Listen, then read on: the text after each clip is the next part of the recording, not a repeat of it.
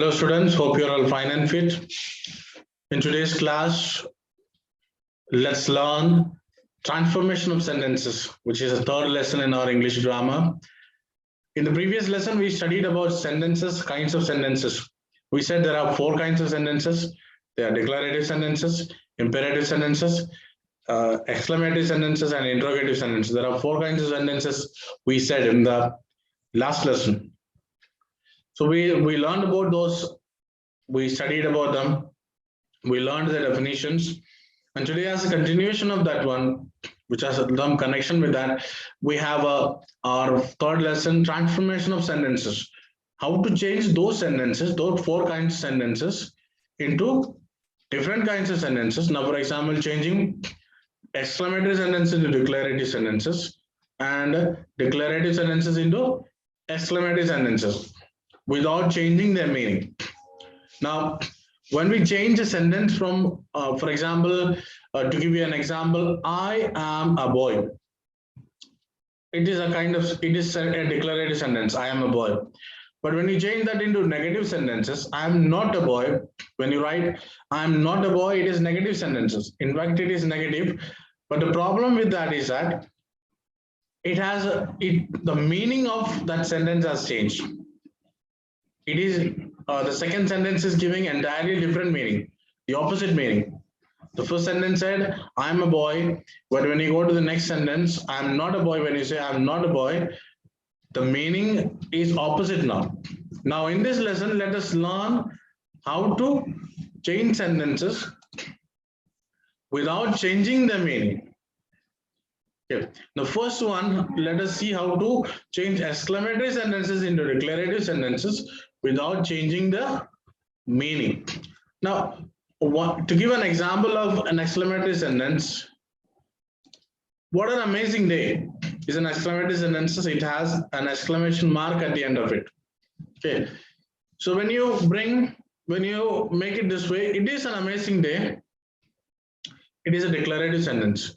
The first sentence is, what an amazing day. When you make that into, it is an amazing day, it becomes a exclamatory, has become a declarative now, but there is no change of meaning in it. Now the next sentence is, how beautiful she is. Okay. The word how is an interrogative word, but when it is used in this sentence, it becomes a word that shows exclamation. So when this sentence is changed into, she is the subject here, when that subject is brought here and is verb here, so when that is written in this order, she is beautiful, it becomes a declarative sentence, but there is no change of meaning in the sentence. Now let us see how to change declarative sentences into interrogative sentences. She works hard is a declarative sentence. Now, this is changed into question, doesn't she work hard? Now, here, negation is used in order to keep the meaning of the sentence same. When you see the note in page number 10 in a textbook, you can see in the note, it is said, in order not to change the meaning, we use isn't, aren't, hasn't, and won't. So these words are used in order to keep the meaning of the sentence same when you change declarative sentences into interrogative sentences. Now, another sentence is, she is very kind. She is very kind is a declarative sentence. When you change it into interrogative sentence, isn't she very kind? Okay, a kind of question. Now in the same this one, you will have in the next class we will learn about question tags. So these it will come as a continuation of this chapter, but before getting into it, let us see what are some of the rules that you need to keep in mind when you change declarative sentences into interrogative sentences. Now, if there are two verbs in a sentence, now helping verb and main verb. Now, helping verb means auxiliary verbs and main verb means main verb. Now, main verb means a verb that gives you an idea of an action. Now, she has finished her work. This has is a helping verb and finished is a main verb. Now, in that, when you change that into interrogative sentence, has taken the first place and finished has taken the second place. And has, now the rule says you have to write the subject. You have to bring the subject between the auxiliary and main verb. So it has become a question now, and question mark is compulsory in a interrogative sentence. So that's a first rule. When you change declarative sentences into interrogative sentence, if there are two verbs, a helping verb and a main verb, you have to bring the subject between these two verbs and it becomes a question. You have to bring the auxiliary verb before the or in the beginning of the sentence and then subject and then the main verb. It becomes a question. The next rule is that if there is a never in the declarative sentence, when you change into interrogative sentence, it becomes ever. She never came home. Did she ever come home?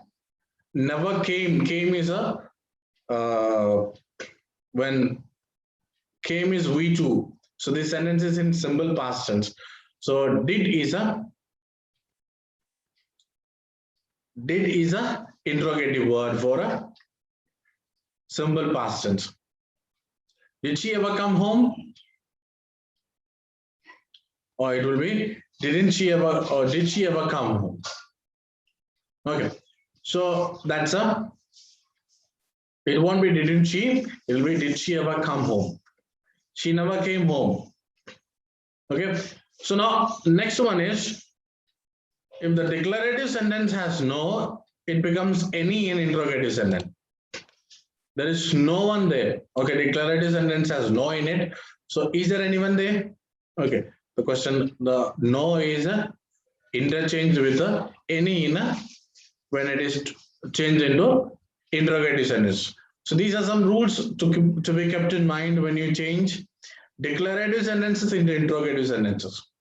Okay, now next one is how to change imperative sentences into interrogative sentence.